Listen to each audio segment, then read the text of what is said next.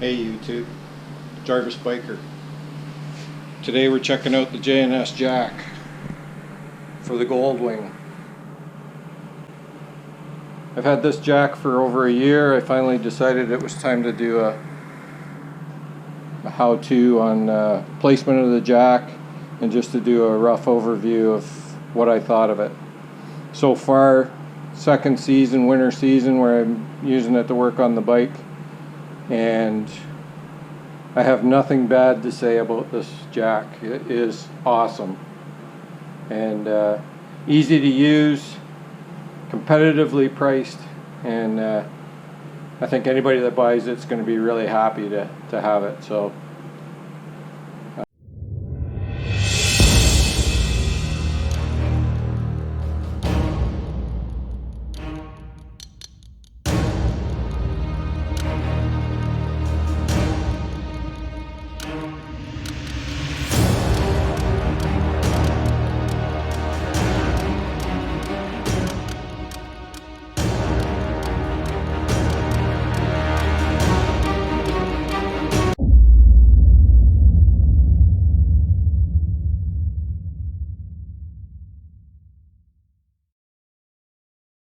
J&S jack.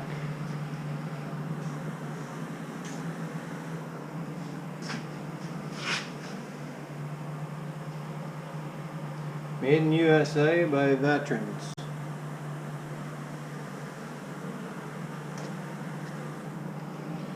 Now, some of the attributes of this jack, you will see the frame is very heavy. It's very, very thick steel with tubing similar to the pit bull, but I think it's a little bit heavier. The jack and all that kind of setup is pretty much exactly the same. You've got your release to let it down and to lock it to start going up. Foot pedal to raise the jack. Locks which drop down into these slots, both sides, and they'll drop in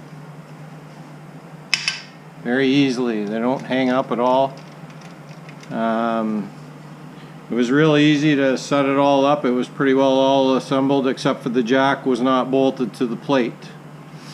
This had to be installed, and the pedal had to be slid in, and this tuck screw had to be done up. Other than that, didn't have to put any oil in the jack or anything. I had to thread these in and put the rubber caps on the end, the stops, to make it so it doesn't create a runaway situation. All I had to do is put those tips on. One thing I did find, and I've got photos of it, when I first got the jack did not line up with this loop, so the head of the jack did not go into that ring. So what it was the bolt pattern on here was crooked. So all I had to do was slot the holes in this plate and move the jack over, center it into the loop, and everything's fine. I contacted their tech support. They were going to send me another jack, and I was like, no. I said, everything's fine. And was really pleased with it. Other than that, and being a mechanic, it was easy for me to fix. So in saying that, we're going to move the Goldwing around and get it into position here that we can use the jack and show you where to place it underneath. The pit bull, it tells you to put it in a different spot. Memphis Mike went over that with everybody to show you the proper placement of it, which brought me to wanting to show everybody what is the recommended J&S placement of the jack. So we'll turn off for now. GoPro, stop recording. Okay, so the recommended thing to do is, if you come over on the bike, start your bike, raise your suspension up all the way. It's just going to help. It doesn't necessarily have to be done, but it will help. So we're going to do that right now, as soon as we get neutral here.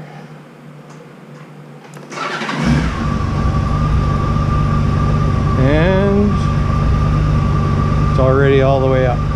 So let it onto the side stand. Get off the bike. Alright, so you're going to want the J&S jack all the way to the bottom. So let's let this down. And best to be undo the locks. And let it all the way down.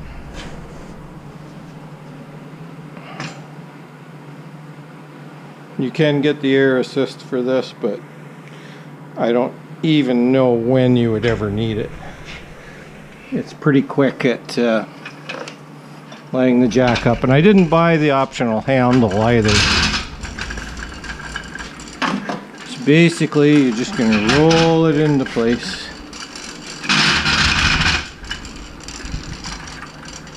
And under. Now, go back here and grab some extra light.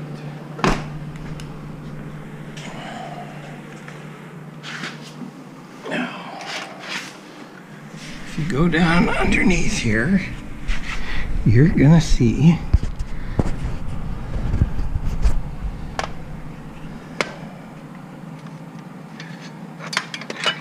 down here so everybody can see what's going on. Alright, here, this should ride right here on the kickstand. Right there. That's where it should sit. So, we're just going to roll this back. And what you're going to find is, you want it to line up right with this tube-like connector right here. This one.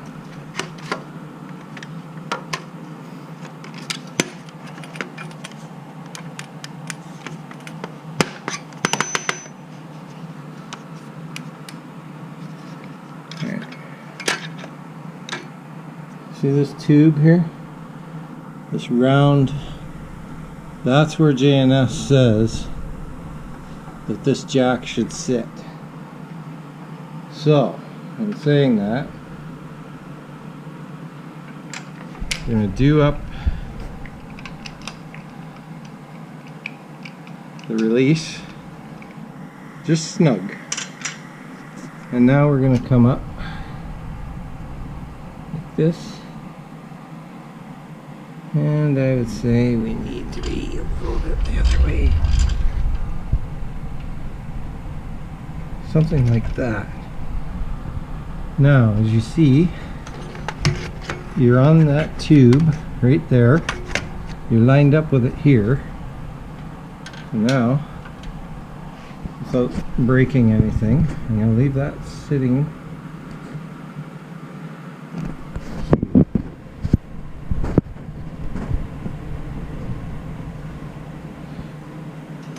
Taking out the light, and we'll hang it back here.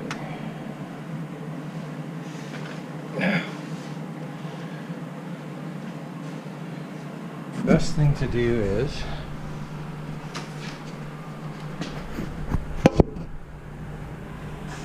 grab it with one hand. Make sure you're square to the bike, and then a few pumps. It wants to go this way, but it won't. As soon as you pull on the grip properly,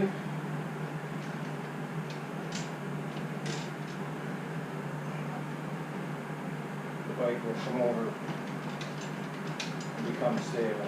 There it is. Very simple. A little bit harder to do when I'm trying to video and stay out of the way of it, because I would be standing up in here to do it. There. So then we just check it. put down our grips so it doesn't roll away. Because I'll say we've probably got a 5-degree. There's probably a fair good slope to the garage floor. Not anything that you would visually see, but it's there, so it will roll right out the door if you allow it to, so be careful. Make sure that you've got these locks down so that they're gripping the floor so that it doesn't take off on you. Okay, so now, once we know that we're there, we can start raising it up a little bit. Okay, now we're going to check underneath. We'll drop these. They're already in the first notch. Now we can come down here and look. Okay, so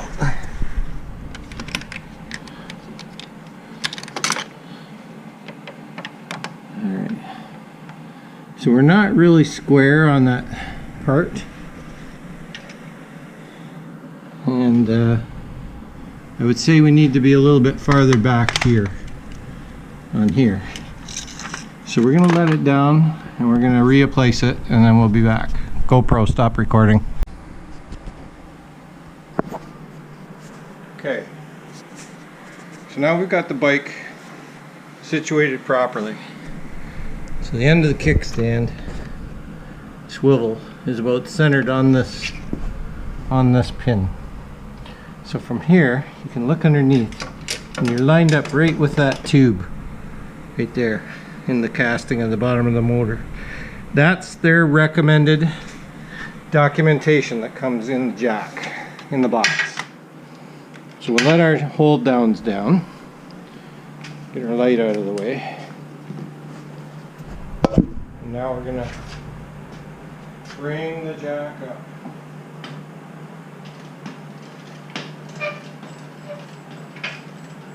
Testing it, like it's really good and solid.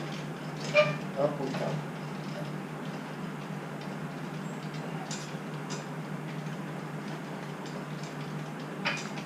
Drops into the second notch.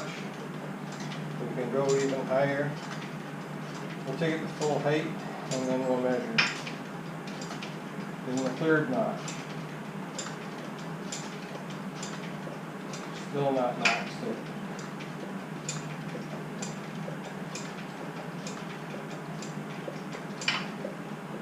There, that's recommended full height. Now we'll let it back down into the locks. And there. Now the bike is sitting. The safety locks are engaged.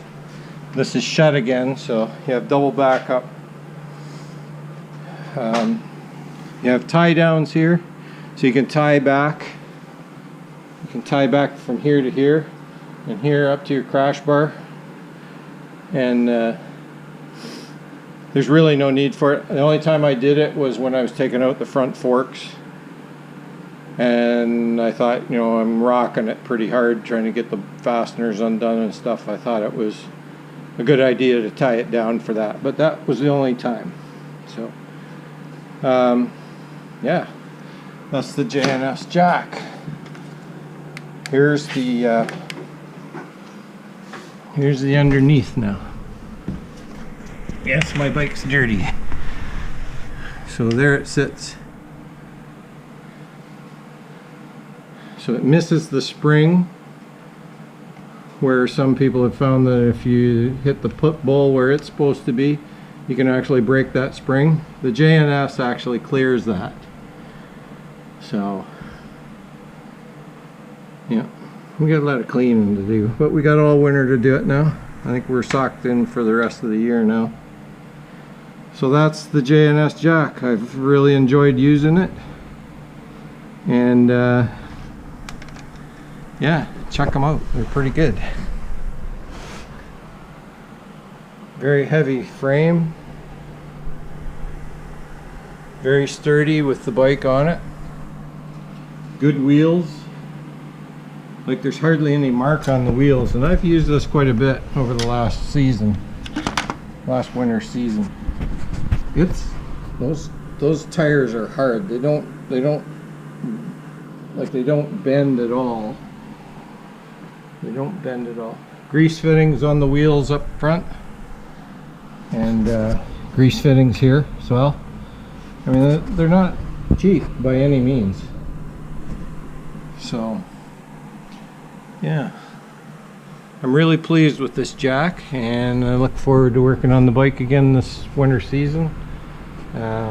She'll stay up on this till probably, you know, near the spring when I get her all done. She'll just sit right where she is. So thanks for watching, and check them out. J&S Jacks, www.jnsjacks.com.